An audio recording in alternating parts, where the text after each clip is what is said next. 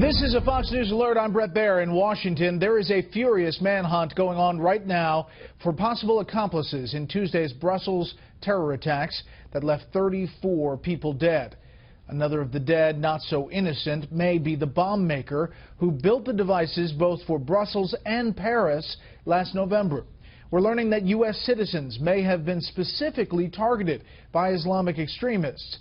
The State Department says a number of Americans are still unaccounted for, including U.S. government personnel and their families, but as of now, there are no reported fatalities in that group.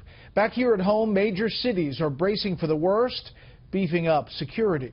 We have Fox team coverage tonight. Catherine Herridge here in Washington tells us about the possibility Americans were the real targets in Brussels. Rich Edson traveling with President Obama in Argentina on the criticism over his response. But we begin with senior foreign affairs correspondent Greg Palkot tonight in Brussels. Good evening, Greg. Hi, Brett.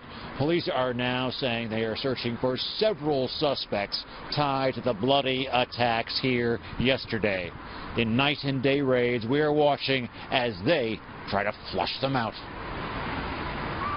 The hunt is intensifying for those behind the terror attacks in Brussels Tuesday, as more details emerge about the bloody carnage that left dozens dead and hundreds injured at the city's airport and major subway station. The focus of authorities concentrating on this man, now thought to be Najim Lashrawi, the suspected bomb maker for the attacks here and in Paris last fall.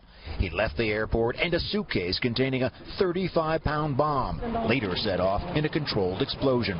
While there are late reports that he actually might have died as a suicide bomber, others definitely didn't make it out alive. Two brothers were responsible for the suicide attacks at the metro station and airport. One left a note basically saying the authorities were closing in. They were said to be handy with Kalashnikov rifles. The two terrorists had a heavy rap sheet that is not linked to terrorism. The apartment they all used looks normal from the outside, but in a raid yesterday, police say they found mounds of explosives, gallons of chemicals, nails to intensify the attack. A real bomb factory. Neighbors were suspicious, but also shocked. We saw them at night working. We didn't know they would be terrorists doing things here.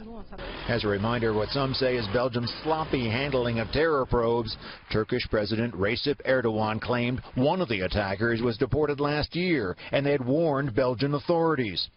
Meanwhile, Brussels tried to get back to normal today, but that was hard to do with the airport and other transportation links still shut down. There was a minute of silence at noon as those gathered at a growing and makeshift memorial in the center of Brussels.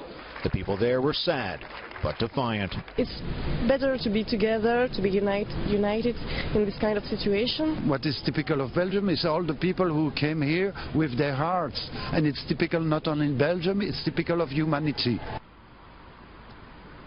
A short while ago, Fox News reached authorities here. They told us they could neither confirm or deny that bomb maker Lashrawi is dead, and there have been false alarms before. But if he is dead, he is gone. That is one bad troublemaker out of the picture. Brett. Greg Palkot in Brussels tonight. Greg, thank you.